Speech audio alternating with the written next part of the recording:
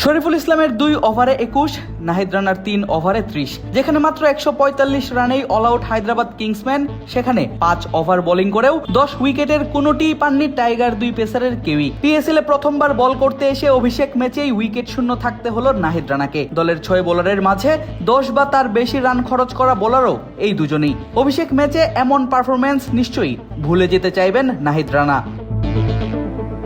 টসে জিতে আগে বল করার সিদ্ধান্ত নেন পেশোয়ার জালমি অধিনায়ক বাবর আজম। আর সেই ইনিংসে নিজের প্রথম ওভারটা করতে শরীফুল বল হাতে আসেন দ্বিতীয় ওভারেই। প্রথম বলে শরীফুল দেন সিঙ্গেল, দ্বিতীয় বল থেকে সাদাকাত দৌড়ে নেন 3 রান। আর তৃতীয় বলটাই টাইগার এই পেসার দেন ডট। মিসফিল্ডিং না হলে চতুর্থ বলও হতো ডট, তবে তার পরিবর্তে আসে 1 রান। তবে পঞ্চম বলে কোনো রান নিতে পারেনি ব্যাটাররা। কিপটে বোলিং করা এই পেসার অবশ্য শেষ বলে হজম করেন বাউন্ডারি, আর এতেই তার প্রথম ওভার থেকে আসে 9 রান।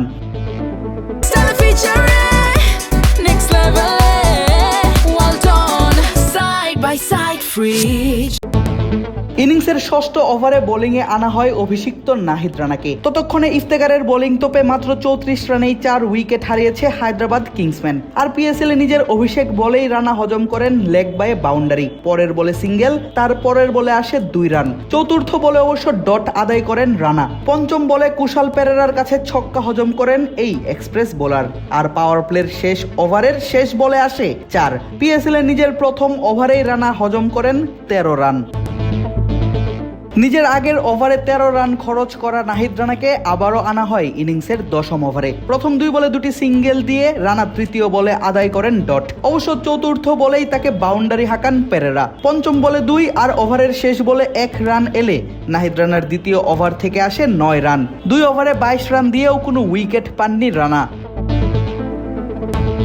লম্বা সময় পর 16তম ওভারে আবারও বোলিংয়ে আনা হয় শরীফুলকে। ততক্ষণে 15 ওভারে 5 উইকেট হারিয়ে 119 রান হায়দ্রাবাদের। আর নিজের দ্বিতীয় ওভার করতে বোলিংয়ে এসে প্রথম 2 বলেই দেন ডট, তৃতীয় বলে সিঙ্গেল, আর চতুর্থ বলেই শরীফুলকে 4 হাঁকিয়ে পেরেরা আদায় করেন নিজের অর্ধশতক। পঞ্চম বলে 1 আর ষষ্ঠ বলে বিশাল এক ছক্কা এলে নিজের দ্বিতীয় ওভারে শরীফুল খরচ করেন 12 রান। 2 ওভারে তার খরচ 21, পাননি কোনো উইকেট।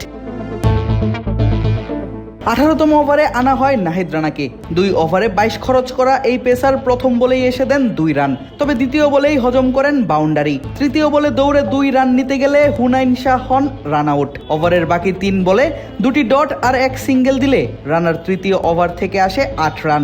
3 ওভারে আসে 30, তবে 3 ওভার বোলিং করলেও পাননি কোনো উইকেটের দেখা। এরপর আর শরীফুল কিংবা রানার শেষ ওভারগুলো করা হয়নি, কেননা তার আগেই 145 রানে নিজেদের সব উইকেট হারায় হায়দ্রাবাদ। আদিব আশরাফ, ক্রিক ফ্রেন্জি।